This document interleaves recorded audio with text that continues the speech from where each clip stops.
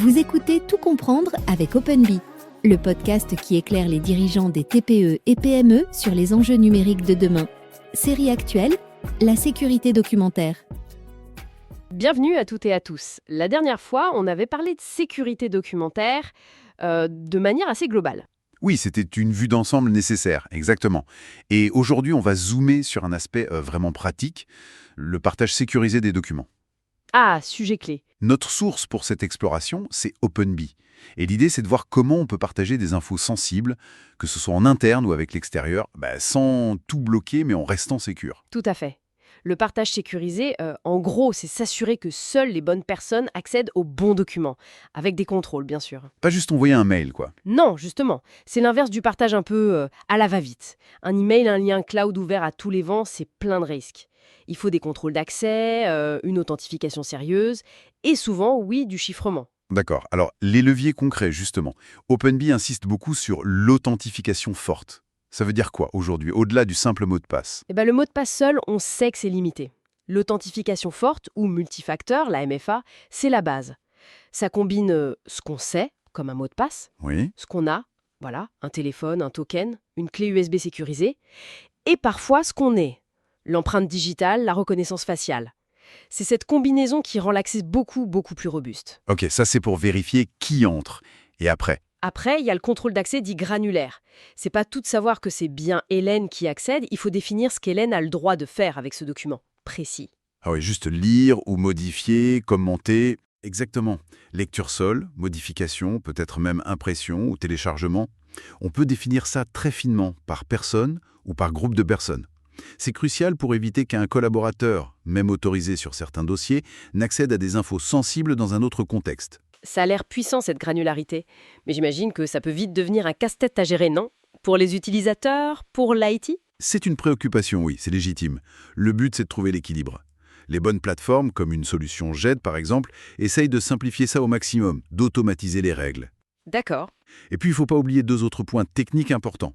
Le chiffrement d'abord, pour protéger les données, qu'elles soient stockées quelque part ou qu'elles voyagent sur Internet. Indispensable ça.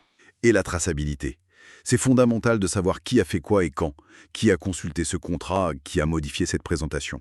C'est essentiel pour les audits et pour réagir si jamais il y a un souci. Justement, pour mettre tout ça en place, quels outils on utilise concrètement? OpenBee propose des solutions intégrées, vous disiez? Oui, alors il y a principalement, disons, deux grandes approches.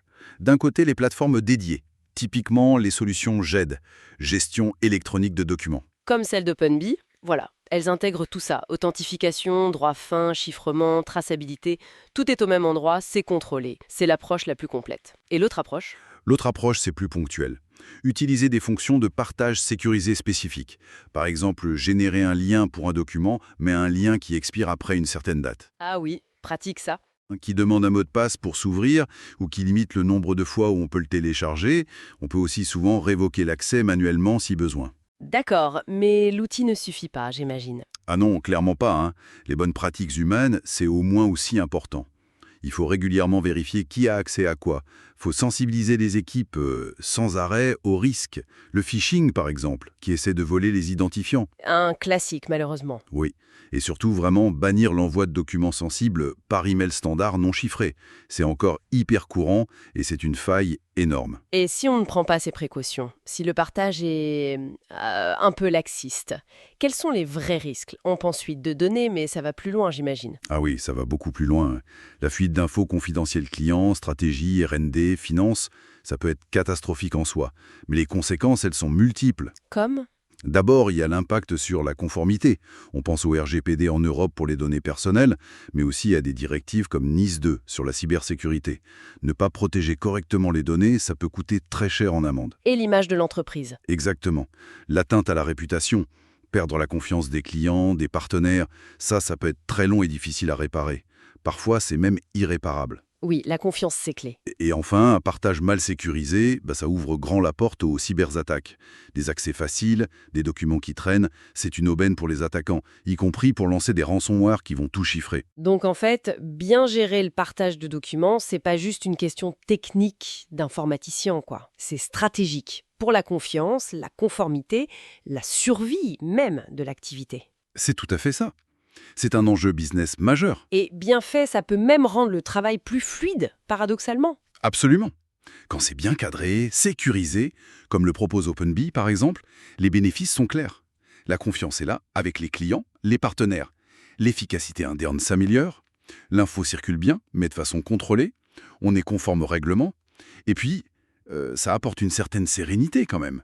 Moins de risques légaux, financiers. Bon, pour conclure cette discussion très éclairante, peut-être une petite question à laisser en suspens pour nos auditeurs et auditrices ?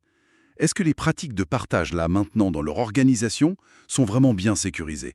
Ça vaut peut-être le coup de se poser la question honnêtement. C'est une excellente question de réflexion, oui. Et pour celles et ceux qui voudraient aller plus loin, réécouter notre discussion précédente sur la sécurité documentaire globale peut donner du contexte. Ou alors, consulter des ressources plus spécifiques, comme l'e-book d'OpenBee, qui détaille la sécurité de leur solution GED. Parfait, merci beaucoup pour ces éclairages. Merci à vous. Si cet épisode vous a été utile, pensez à vous abonner pour ne rien manquer des prochains sujets.